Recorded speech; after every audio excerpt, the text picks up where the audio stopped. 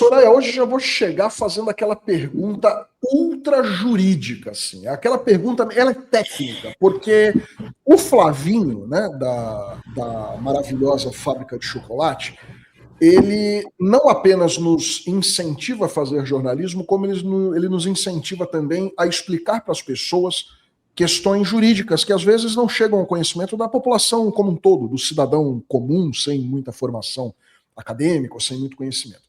Ele saiu com um troço, né, de uns dias para cá, acho que você deve ter acompanhado, primeiro contra o Lindbergh Faria, o Lindbergh, o Janones e também o Ottoni de Paula, de que os três vão ser processados, porque são coisas diferentes, mas acusações contra o Flávio Bolsonaro sobre o passado dele e as atitudes dele. E também ele entrou ontem na justiça contra o X, o Twitter, pedindo que o Twitter quebre o sigilo de pelo menos uma dúzia de pessoas que estão fazendo críticas muito agressivas contra ele no Twitter, dizendo que ele tem relação com a rachadinha ou coisa do tipo. Só para resumir, Flávio Bolsonaro foi investigado por mais de uma década e há teor probatório, tudo somado por diligências da Polícia Civil, Polícia Federal, tudo isso nas mãos do Ministério Público. Ele nunca foi condenado, porque isso nunca foi a julgamento, primeiro pela questão do foro, era deputado, virou senador, vai para lá, vai para cá. Depois entra uma outra tecnicalidade aí, que é a questão do tempo, que agora parece que está dando tempo de prescrição e tal. Ok. Eu não posso dizer que ele é um condenado pelo crime de peculato, mas como jornalista, cidadão ou eleitor, eu posso falar o quanto eu quiser que ele foi acusado e segue acusado por décadas de cometer esse crime, porque ele é acusado. Não é isso, Soraya? Tem como processar alguém por falar o óbvio? Olha, Henrique, interessante. A tua pergunta é muito interessante para fazer duas respostas. A primeira resposta é: processar ou ameaçar de processar, no caso do Flávio Bolsonaro, que agora quer só ser Flávio, né? Bolsonaro, é algo que faz parte dessa pirotecnia toda. Então, ele pode processar, infelizmente a gente não tem como impedi-lo de fazer e de que isso dê em nada.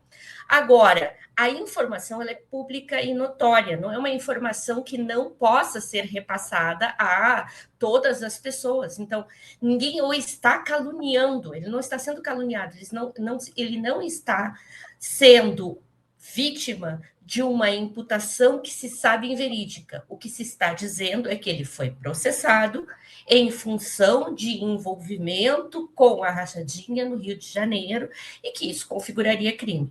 Então, eu não acredito que vá ter procedência essas ações que o Flávio Bolsonaro move, a não ser que elas caiam nas mãos de juízes ou juízas muito comprometidos também com o bolsonarismo.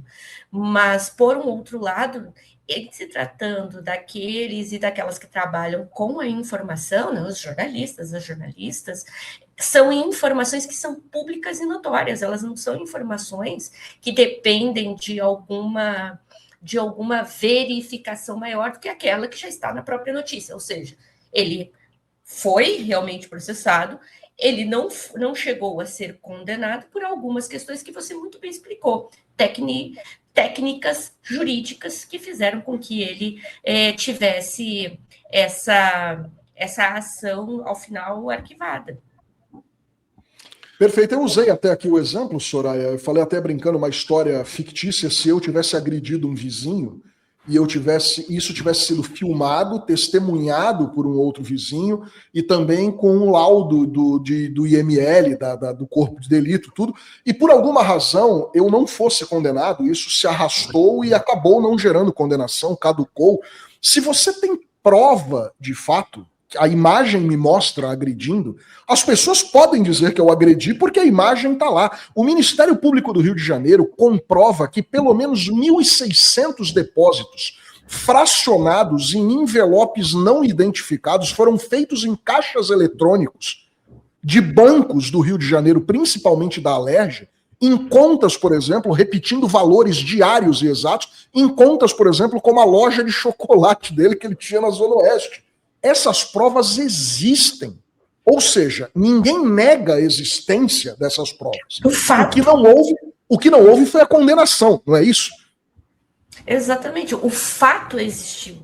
E o fato é conhecido. E o conjunto de provas também existe. E ninguém está dizendo que você é um corrupto, você é alguém que cometeu este crime em específico. Está se dizendo que há um fato no qual ele estava envolvido, que foi objeto de análise judicial. E aí, assim, como orientação, quem sou eu para fazer a orientação jurídica da forma de qualquer outro jornalista, é fazer a referência, só dizendo, olha, e terminou em nada porque, por conta de questões muito também mal explicadas, de foro que joga para o STJ, volta, enfim, e também em função do alcance do tempo pela prescrição. Não vai conseguir esconder isso, não tem como. Soraya, estava lembrando aqui também, por exemplo, o ex-presidente Jair Bolsonaro, ele viajou para a Espanha durante esse mandato e foram encontrados 39 pacotes de cocaína no avião presidencial, né, somando 39 quilos. Ninguém está chamando o Jair Bolsonaro de traficante, né? Só está falando que no avião que ele estava viajando tinha 39 quilos de cocaína, 39 quilos de cocaína pura, né? É claro que é constrangedor ter uma quantidade de cocaína desse nível no avião presidencial, né? Agora, tem que dar a notícia. A gente não vai acusar ninguém de estar traficando droga. Pode ser que aquela cocaína tenha aparecido lá miraculosamente, né? Alguém tenha escondido lá sem querer, sei lá. Mas, enfim, vamos... Eu quero... O fato existiu, então, assim... O fato existiu, Então, não se está questionando e nem colocando a ele a imputação criminal, como você muito bem disse, Miguel. Mas o fato existiu, o fato é esse, estão aqui as fotos, está aqui, tá tudo. Pronto, é disso que você está falando. É normal. Pode ser normal também, 1.500 depósitos em dinheiro vivo, né? No mesmo dia, na mesma conta, vendendo chocolate. Normal, normal. Isso acontece, entendeu? Às vezes... Mas, Soraya, está acontecendo hoje. Vamos botar na tela, só para a gente pegar um gostinho, uma votação. Eu queria saber a sua opinião, porque é tão confuso. Eu sou do Rio de Janeiro e eu não consigo entender mais nada. Mas o Rio você não pode me perguntar, aí é coisa para... Não, mas sei lá, de fora, uma visão de fora. Coloca aí a votação hoje no STF. Coloca aí, por favor, Caian. Eles estão votando o seguinte: se vai ter eleição direta ou não, né? Para governador. Em abril, agora. É porque o governador foi cassado, o outro eles chutaram para cima, né? Não tem vice. Que o Cláudio Castro chutou para cima, virou ministro do Tribunal de Contas. Se fosse se tivesse permanecido como vice-governador, capaz de estar preso também, isso aí, não sei. Mas botaram no Tribunal de Contas, e aí ficou só quem era o sucessor natural seria o Bacelar, que era o presidente da Alerj. Foi preso, né? Foi preso por um crime bobo. Ele vazava informações da polícia para o Comando Vermelho, entendeu? O pessoal também exagera também, né? É um crime bobo, qualquer um faz sem querer, né? Quem não vazou informações para o Comando Vermelho, né? Aí foi preso. Sei lá, está preso de novo, agora está preso na cadeia mesmo, em regime fechado. Enfim, né? Isso é o Rio de Janeiro. E agora eles estão votando se vai ter eleição direta ou não. Aí o Fux é contra, ele quer eleição indireta. Eleição indireta seria pelos deputados estaduais. Eleição direta seria pela população como um todo, né? Aí de fora, o que você acha do Rio de Janeiro, né? Eu queria saber qual é a opinião de alguém de fora do Rio de Janeiro. O que você acha dessa confusão toda? Eu sei que isso não tem, ninguém consegue dar um parecer racional, né? Mas o que você acha disso tudo? Poxa, Miguel, o Rio não é para amadores mesmo, né? Ele leva muito a sério essa expressão, né? Muito a sério. É absolutamente incrível incrível essa situação toda, mas também é algo que acho que a gente já conversou um pouco também sobre isso, né? Não só as raízes mais longevas da própria formação da cidade e o envolvimento com o poder, mas principalmente, né, da metade do século passado em diante, e tudo que, olha, parece que a gente joga tudo na conta da ditadura, mas é fato, né, o surgimento da criminalidade organizada e essas conexões todas que vão sendo gestadas e permitidas ao longo do tempo. Senão, o Rio é um projeto. Eu tenho já alguns anos, principalmente levando em consideração alguns paradigmas da América Latina, e a gente teve os cartéis na Colômbia em determinado momento, e eu pelo menos olhava para esses cartéis e outras pessoas que também estudam criminologicamente e a segurança pública, e viam que em algum momento a gente também ia ter mais escancaradamente isso que está acontecendo no Rio, porque também já aconteceu lá. Então, o Rio é um projeto de desfazer com os laços todos que envolvem a possibilidade de que democraticamente as coisas, inclusive democraticamente, pela representação, as coisas se resolvam. Hoje as comunidades, que são comunidades dominadas, seja pelo tráfico, seja pelas milícias, lá, obviamente, a gente finge que as pessoas votam de forma livre. A gente sabe que não é assim. Então, isso tudo que está acontecendo nesse momento em que cai um, cai dois, cai três, e não tem ninguém para assumir o poder, porque estão presos ou então já estão fora da política por outras circunstâncias, não me parece que seja à toa. Não me parece que seja à toa. Tem sentido nisso. E tem um sentido também que por algum tempo atrás, também no período da redemocratização do Rio de Janeiro, também tem se apresentado como um lugar muito aberto ao pensamento progressista. Pós ditadura militar, vem a eleição de Leonel Brizola no Rio de Janeiro. Né? Então, vem Leonel Brizola, também teve Benedita, acho que muitos erros de parte da centro-esquerda brasileira deixaram o Rio à deriva a ponto de perder o mínimo de coesão para que pudesse manter essas rédeas na mão, mas é fato isso. Então, o Rio para mim, assim, o Rio é um projeto que está se realizando no todo hoje, esse desmantelamento todo, isso é muito triste, isso é muito triste, é muito significativo para a política brasileira, para a democracia brasileira, para além daquilo que a gente fala, as maravilhas do Rio, a beleza do Rio, o samba, não é só sobre isso.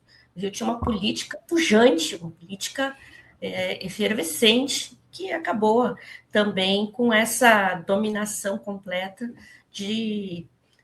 desses grupos criminosos e corruptos, né? Da corrupção, enfim. Agora, é uma situação bastante complicada, essa que o Supremo Tribunal Federal tem a decidir. Eu acho que quem é da paróquia, como é o Fux, por exemplo, tende a manifestar interesses que talvez sejam interesses paroquianos. Então, tem de ver aquelas pessoas que também, aí, como você falava, estão de fora, os ministros e ministras. E, na minha perspectiva, a situação que se apresenta hoje é para que se tenha uma eleição direta.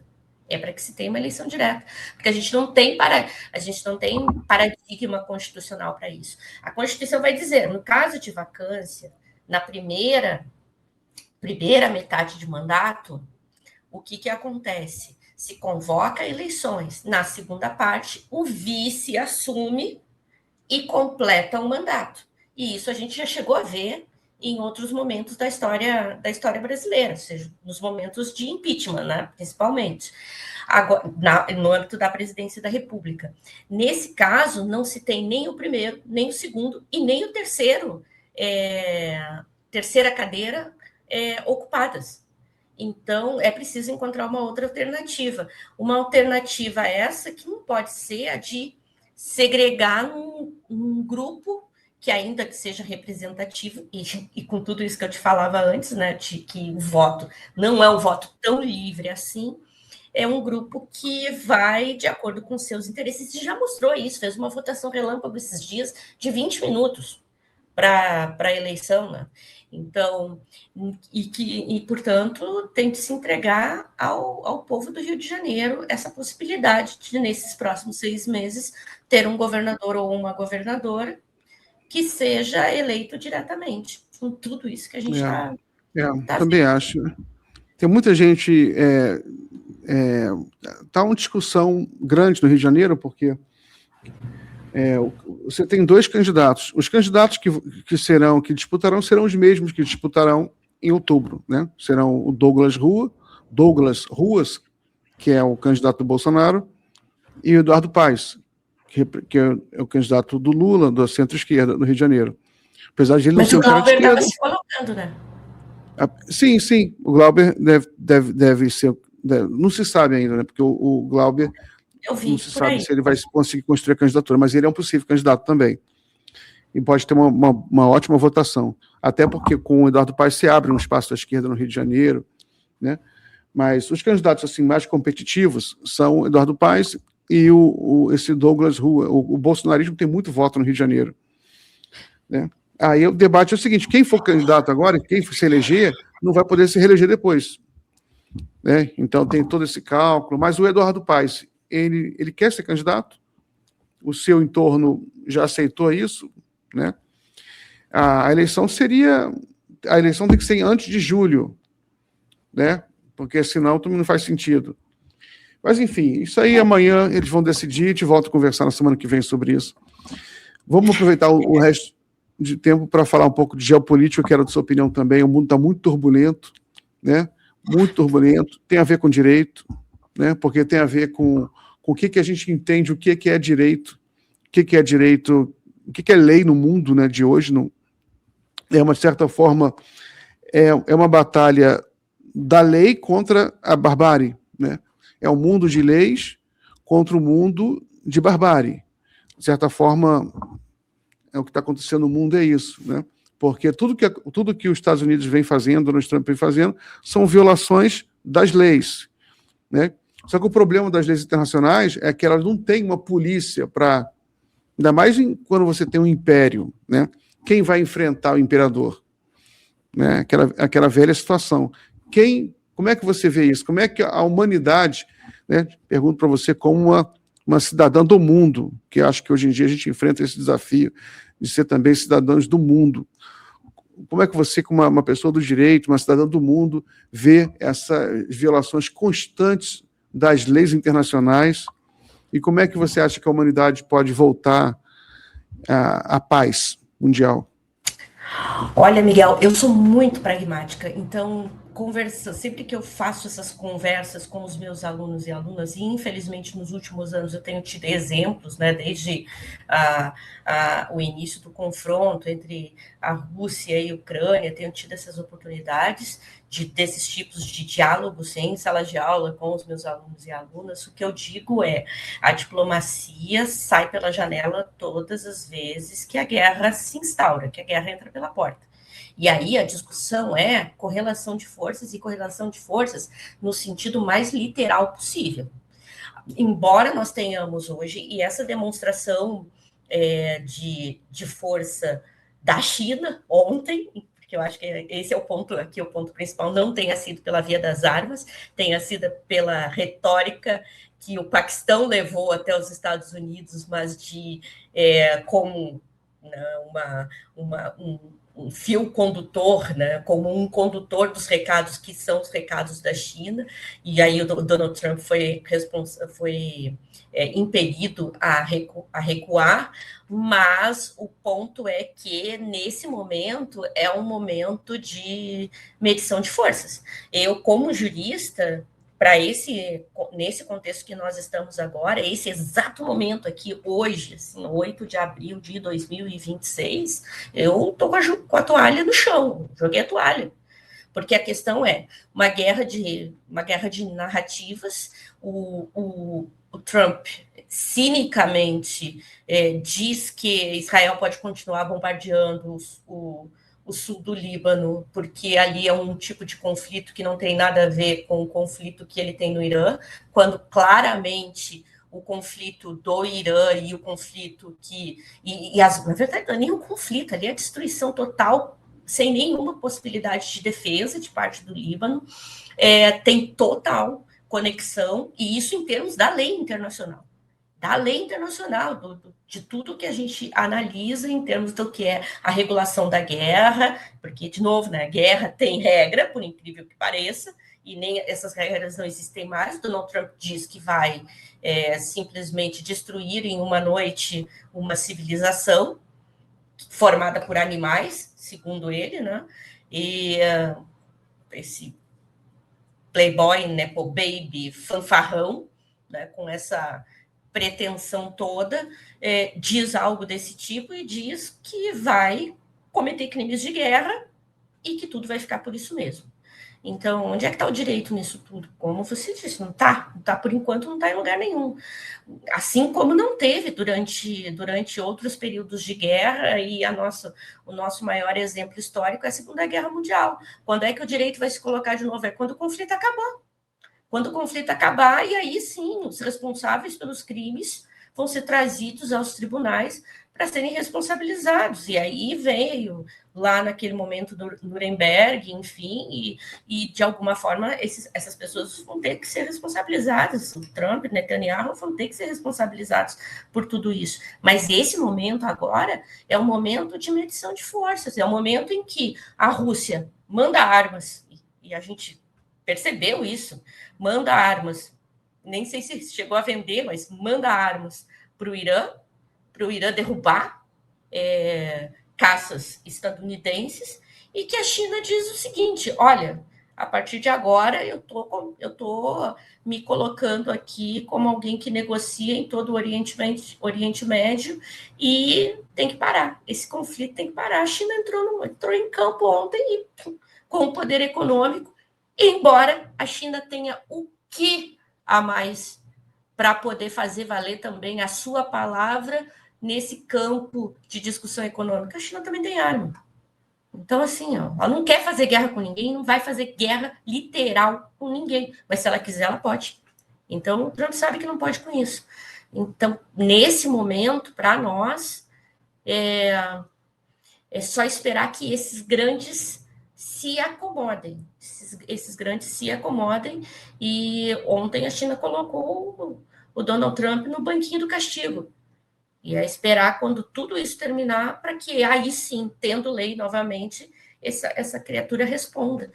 A não ser que internamente também encontrem outras alternativas por lei, porque existe uma previsão por emenda, acho que é a emenda constitucional 25, que possibilita o impedimento, né, o impeachment de presidente da República nos Estados Unidos, por manifesta incapacidade, diga-se de passagem, e dentre outras possibilidades, e também com a responsabilização nas urnas agora, com as eleições de meio de mandato, né?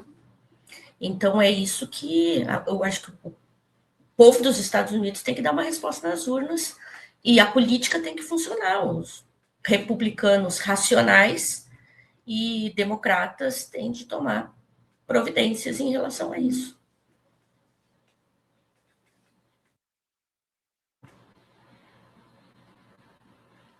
Acho que está fechado. Miguel está mudo. Aquela deputada republicana Marjorie Greene, que era ultra-trumpista, que rompeu com o Trump, ela pegou pesado nos últimos dias. Depois dessas mensagens sociopatas do Trump, né? Uma civilização vai morrer essa noite. Né? Eu acho que a gente nunca tinha ouvido isso desde que a gente assistia filmes da Marvel, o vilão da Lex Luthor. Né? Nem Hitler falava uma coisa daquela.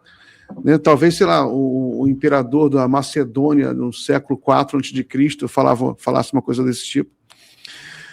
Né? Mas ela pediu impeachment, e vários trumpistas falaram do impeachment. Tem que impedir esse cara, isso não é possível, Isso aí ninguém pode falar uma coisa assim. Né? Porque é uma incapacidade manifesta.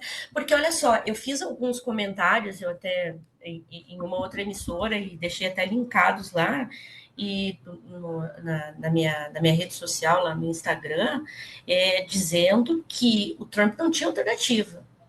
A alternativa era, ou ele, mais uma vez, taco, né? Ele sair enfraquecido, embora ele saia dizendo que ganhou, ou então ele sofreu uma derrota ainda muito maior, uma derrota maior com a entrada no território iraniano, porque se o Irã vai sofrer muito com a destruição, e olha só que, na verdade, assim, ele está agora assim, para negociar os 10 pontos do Irã, porque quem botou na mesa as condições não foi ele, foi o Irã. O Irã diz, eu tenho 10 pontos, um deles envolve urânio, envolve reconstrução do país, envolve o total controle do Estreito de Hormuz. Ou seja, como é que ele saiu vencedor? Não saiu vencedor nenhum. Fim das sanções. Fim das sanções. Se ele entra no território iraniano, eu dizia, tinha 1 milhão, e agora dizem as autoridades iranianas que é mais do que isso, 1 milhão de iranianos inscritos para voluntariamente lutar. A oposição que existe dentro do Irã, e existe oposição dentro do Irã, a oposição baixou as armas internas e disse, não, agora aqui é a defesa do nosso país. Nós vamos defender o regime e nós vamos nos defender. De uma civilização milenar que faz guerra desde o século VI a.C., gente, isso é algo que é extremamente relevante. Não, faz guerra, mas há 100 anos, pelo menos, que não ataca ninguém.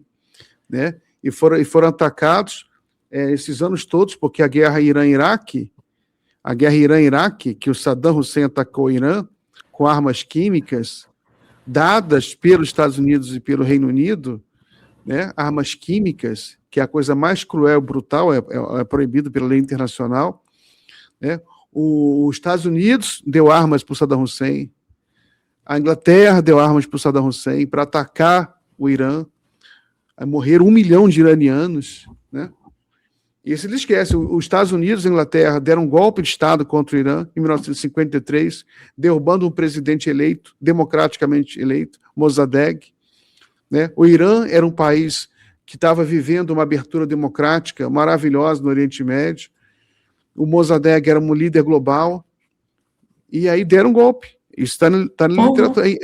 Aí, hoje em dia, a Europa ela quer asfixiar o Irã, alegando problemas democráticos que ela ajudou a criar já em 53, porque quando o Mossadegh é derrubado, entra o Shah, instala uma ditadura e devasta a oposição democrática. Mata todo mundo, que nem fizeram na Indonésia, né?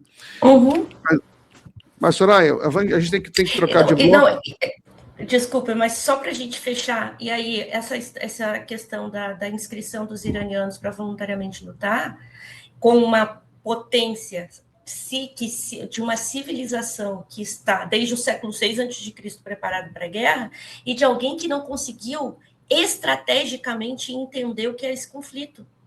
Então, assim, a perda, ela é de uma dimensão que ele próprio, né, e não sei como os estadunidenses estão recebendo isso, né, nas pessoas comuns, sem precedentes. Porque, de um lado, você tem uma inteligência milenar de guerra. De um outro lado, você tem uma inteligência milenar que é China, querendo fazer negócio com o mundo, fazendo o mercado girar. Você tem de um outro player, né, ator nisso tudo, que também é uma civilização milenar de tudo que vem desde a sua existência, que é a Rússia, com um cara que, goste-se ou não, tem à frente, alguém gestado na estratégia da KGB, é gente inteligente, é iraniano inteligente, é chinês inteligente e é russo inteligente. Aí vem o Trump. Gente, pelo amor de Deus, não tinha alternativa. Mas é isso.